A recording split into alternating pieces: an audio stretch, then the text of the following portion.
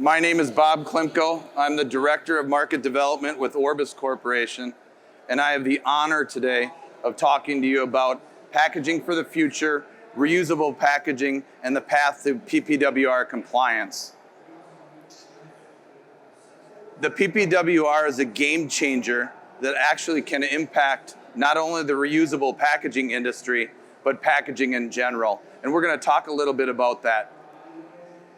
You know, many of us come to many conferences and we talk about a lot of things and we view a lot of presentations. And we're going to go through a lot of data in a relatively quick period of time. I'd like you to remember two things out of today's presentation. The first one is why PPWR, and the second one is we're going to reveal the PPWR implementation process that you can use as an end user or with your customers. And so we're giving that to the industry because the PPWR is bigger than one company. It's bigger than one industry. And so that's what we're going to do today. So why PPWR? This is so important that I want to read this verbatim out of my speaker notes, so bear with me. I call this memorable message number one. PPWR is a game changer unlike any in the history of not only the reusable packaging transit industry, but perhaps the entire packaging industry in general. The European Union has used the facts of growing waste occurring on the European continent and said, that's enough. If you are a business professional, there's an economic savings by reusing packaging again and again to save on material, labor, transportation, and other operating expenses associated with your business. This can be proven and demonstrated. If you are an environmentalist or an environmental professional, the packaging generated by reuse and recycle solutions often provides less waste, less energy, and less carbon as measured by ISO 14040 methodology. This can also be demonstrated as well. Finally, if you are a human, the PPWR helps this generation and future generations live in a safer and cleaner and better world. In fact, if you are in the reusable transit industry, we have the rare and unique opportunity for a purpose that fulfills all three benefits. We are making the world a better place every day with what we do. Not many industries can make that claim and prove it through facts rather than words. This message is worth remembering when you leave here today. And so like I said, I told Tim before we started, I've given a lot of different presentations. And I said, you know, this one could be one of the more impactful ones that I ever have given or ever will give for those three reasons. So when people ask you what you do for your business or your life, you can tell them simply that you're making the world a better place by the things that you do in reusable packaging solutions every day. And that's something that you can be proud of. So let's look at a little bit of the PPWR objectives. The EU set out with some specific objectives: prevent and reuse packaging waste, including the use of more reusable and refillable systems, make all packaging on the EU market recyclable and economical in a viable way by 2030, a very, very difficult goal for some of the materials that we use in packaging. Safely increase the use of recycled plastic in packaging, and decrease the use of virgin materials in packaging by having climate neutrality by 2050. So all goals, they identify all of those goals in the legislation. The legislation is about a 1,000-page document. They got down to about 300-400 pages. You got to dig into it to understand the specifics. If we look at the PPWR law, there are certain things that the law demonstrates or outlines. Restrictions on certain single-use packaging, minimizing the weight and volume. And if you've ever received an Amazon package with a little product in it and a real big box, that's what we're talking about, reducing that, minimizing that. 20 and 30 targets for minimum % of recycled content in packaging, and a requirement for takeaway businesses to offer customers an option to bring their own containers to retail to scale. Also, they're minimizing the reuse of things like PFAS that we've heard a lot about in the news. So a lot of things that are encompassed in the law. If you look at this historical timeline, I'm not going to read through it. You'll be able to do that in the presentation that you receive if you want, and also in the white paper that'll accompany this in about a week. But they've been at this thing for 21 years, since 1994. So change occurs, but sometimes it occurs at a slower pace. And so that's why it's so important for you to get started with understanding with your organization or your customers' organizations how you can help them through PPWR. And we're going to show you a recipe on how to do that in a few slides. So again, why PPWR? This graph basically shows the reason. From 2012 to 2022, there was a 20.6% increase of waste per EU citizen, or 186 kilograms, or 411 pounds per citizen. That can't continue. That can't happen. Not if you want to live and you want your future, your children and your grandchildren to live in an environment that's safe. That can't happen. The legislation's already there. We have to help try to figure out how to execute the regulation. That's what we need to do. PPWR regulatory context and objectives. Again, a lot of this is redundant on purpose because it takes a while to sit in. It took them 21 years to start to implement it. It's going to take us a minute to figure out what the regulations are and how we need to comply with them. Reduce packaging waste by 15% per capita by 2040.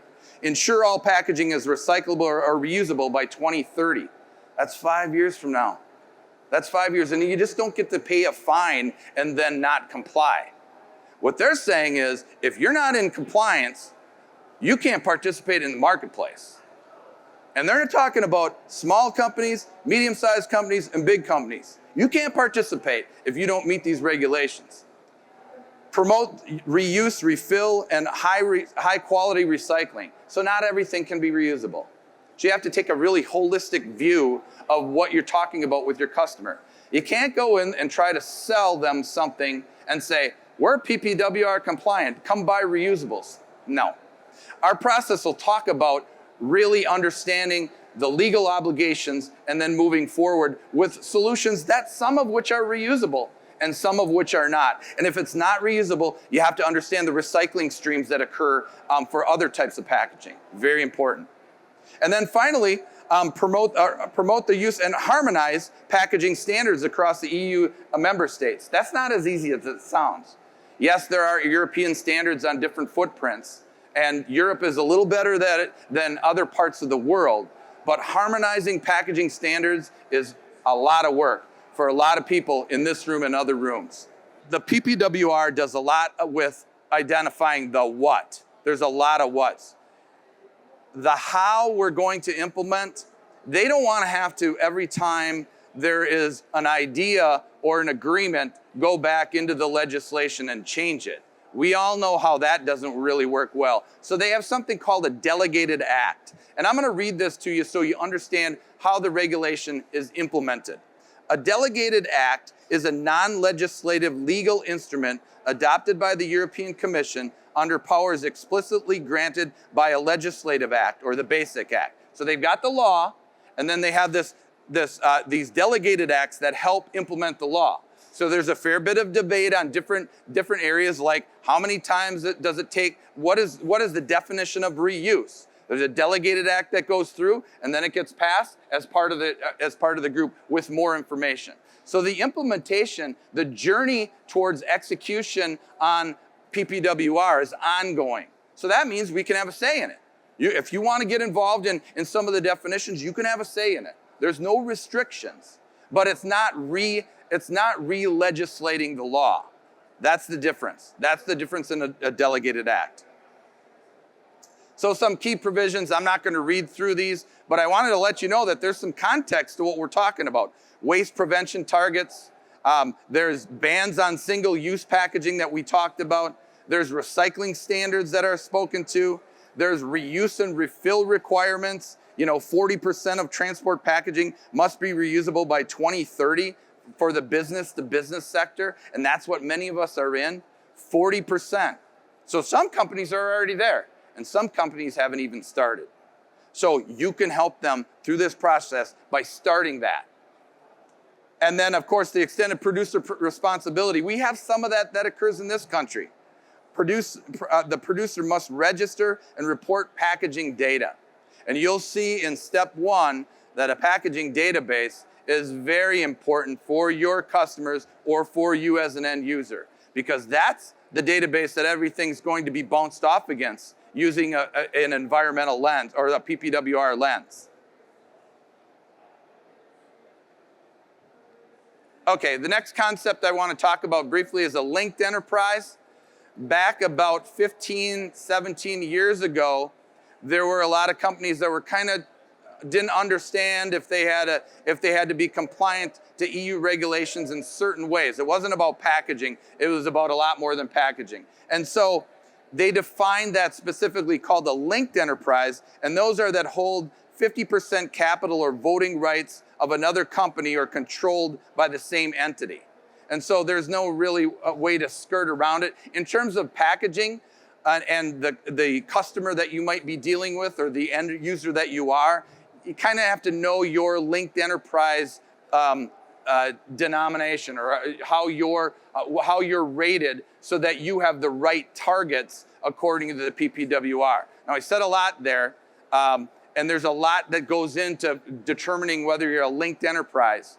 One of the things that you don't want to be, and you'll see that in our upcoming recommended three-step process, is don't try to be a PPWR lawyer. We're not lawyers, okay? You want to access people that, in fact, we've had customers that said, don't you have lawyers in your company? And I said, yeah, we don't have PPWR compliance regulation lawyers. There are companies that exist that do that. We will help support them and put packaging lens on it, but we're not gonna be that. So I gave you a hint on step 1.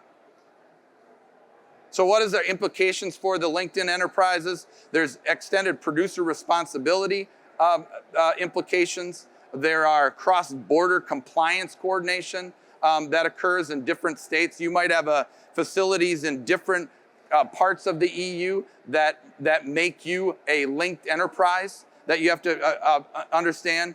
There's the impact on small, medium enterprise status, and there's standards for labeling and documentation. So when you get through all this, you're going, okay, what do I need to do? There's a lot of legislation. There is, but there's a path to understanding it definitionally in step 1. So let's take a look at a couple pictures to maybe show what this means. So strategic implications by industry. Number 1 is less wasteful. Plastic packaging must be made in part from recycled content, and that they have certain percentages of recycled content that you have to be compliant to. That's the picture on the left. The one in the center, more recyclable. All packaging must be recyclable by 2030. So that has implications for your designers and people that are buying packaging. And you can see that's all components of packaging. You might think that you have the base package that works, but a lot of times there's a lot of accessories that make the package protective. There's liners that go inside the packaging, etc. All of those are treated as individual components. And then third, clear labeling. Because if we're recycling and reusing, we can't have muddied labeling that isn't standardized. So that's another implication for the industry. 3 more implications. Common sense packaging. If you ever, the example I used before, you get a package from Amazon, and it's this particular slides changer. All right, and it comes in a big package, and it's got some popcorn shells and all that stuff in. That's not going to work. That's not compliant. Encourages the middle implication encourages the collection and reuse and refilling. So that's not just business to business, that's business to consumer as well. So the regulation occurs, we're talking a lot about business to business because that's the business that we're in, but business to consumer is a whole different level. So companies like McDonald's have a full team on this to figure out how they're going to be compliant to the consumer. All right, so this isn't just working part of the supply chain, it's working the whole thing.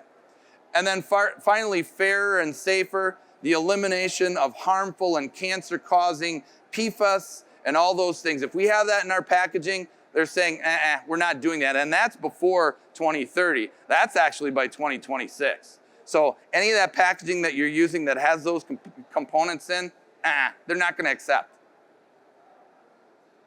So what are the milestones I need to understand? You can see that there's a lot of different milestones down here to understand that we're going to talk about a little bit in our 3-step process that hopefully will be adopted by you.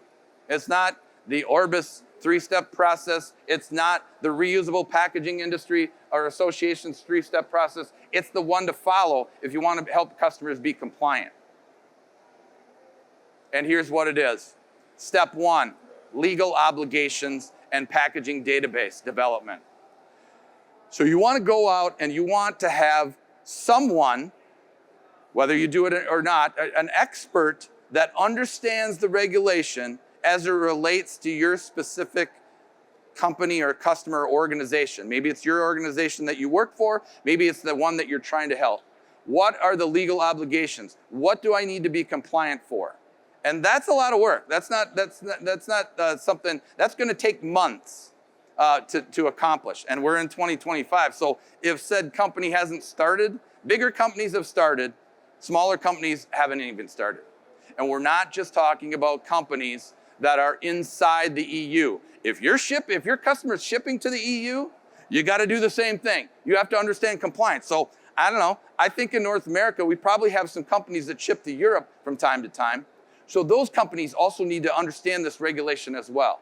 So the all-encompassing holistic process of the PPWR needs to be realized. The second part of the first step is packaging database development. But you have to have one at the packaging SKU level so that you can measure against what's happening, whether you're compliant or not. And so that's a lot of work. That database piece, a lot of big companies have that. A lot of companies don't have that. So we need to understand that. We need to help our customers do that. We need to help our end users. And if you're an end user and you don't have one, better start to figure out how to do that if you want to participate in the market. That's phase 1. Then once you understand the legal obligations, you go to step 2. Step 2 is packaging solutions and development. So you really have to have that long-term view that says, you know what, I'm going to try to help this company through this journey on PPWR, and I assume that they're going to need some reusability in the solution as outlined by the regulation. You don't have to sell PPWR or reuse in PPWR. It already exists. It's legislated. But that's a very big tip that will work for you if you take a long-term view. So when you understand all your packaging SKUs and what current state is, then you need to, and you have the legal obligations, then you put a lens against those existing solutions. And maybe you have 40% of them that are compliant. You don't have to do anything with them. And then you got to focus on the other 60% and come up with options for each one of those SKUs and a criteria that you can measure against. It's not all cost. It might be ease of compliance. There's a certain set of criteria specific to that particular organization that you measure against and rate. And then once you rate them, then you'll have some solutions that you can say, these are the solutions that we collectively recommend in our case, as a partner or as an organization to be compliant with the PPWR. Then once all that's done, then you go to execution. And typically there's testing and all the normal things that occur in packaging implementation execution. What are the standard operating procedures that are changed? What's the stakeholder alignment? How do I align people? I'm changing jobs for some of these people. What do they need to do? Do I need to clean any of this stuff? What does that infrastructure look like to handle a system of reuse? Everybody cares about what happens when packaging's full, but when it's empty, half the people don't really care. They go, well, that's not my deal. Well, it's going to be in this case. And so that's what we're talking about in step 3. So let's go through an example. I have 8 minutes. That's pretty good. Facts and assumptions of the implementation example. Manufacturing company that manufactures electronic components. This is all made up. 4 packaging categories, 300 different packaging SKUs. Product that ship in corrugated boxes on wooden pallets, larger assemblies that ship in large containers internationally and within the EU, larger assemblies that ship in a reusable plastic container, and inbound components from multiple suppliers, some domestics within the EU, some outside the EU. So that's our scenario. Here's all the sort of things that you have to kind of figure out, all right? So, legal obligations assessment. So completing assessing each of the 300, we have to determine whether or not there's any hazardous goods or banned substances inside. We have to figure out if there's any headspace or wasted packaging that's occurring. We have to figure out what are the supply chain implications or characteristics in country, between countries, from a non-EU country to an EU country. What's the recyclable content, if any, and what's the ability to recycle or be reused? And so we have to figure all those legal obligations out so that we can create a baseline for those 300 components. Everyone following along so far? So we got this baseline, and now we can look and say, all right, which ones are compliant? Well, there's some exemptions. Corrugated boxes, the example on corrugated boxes, that's exempt. There's some exemptions within the EU that I didn't really talk about, but there's some that you don't have to do anything with it for now. Doesn't mean they're not going to continue to evolve this, but for now, don't have to worry about a couple of those SKUs. So let's say you're 50% compliant and 50% not. Now, we've got to identify possible solutions for each of the 4 packaging categories. Complete an internal voice of the customer. So what this means is that you're going to go inside that organization and find out, identify questions that need to be addressed by all the different constituencies. It might be quality, it might be manufacturing, it might be supply chain transportation. All of these different constituents. It might be the customer that you're shipping to. Got to understand what their pain points are and really understand what we're talking about before we come up with a solution. Then develop a scoring system, as I outlined a little bit before, and select the best possible packaging option. So that's what we have to do at the SKU level. Finally, in the next phase, we're probably all pretty good at this one, playbook and game plan for execution. Are there any new packaging testing that we need to do? Is there any packaging management? Is the organization going to manage all this packaging, or do we need a third party to do that on their behalf? How are they going to pay for all the different packaging? There's lots of different ways. They can buy it outright. They can rent it. There's a lot of different ways. They could lease to own. There's a lot of different ways to pay for the packaging. And then finally, and what people really forget about is what are the standard operating procedures that are going to change? Because there's humans within these organizations that we're going to change their daily work. And so when we're changing their daily work, we need to know what those are about. So that was a very, very high-level, quick example of some of the things that you want to consider when you're talking about the 3-step process. We are trying to educate. There's a lot of education that needs to occur, especially in North America. We're behind. If you have customers that are shipping to EU member states, many of them probably haven't even started or thought about this. Get started.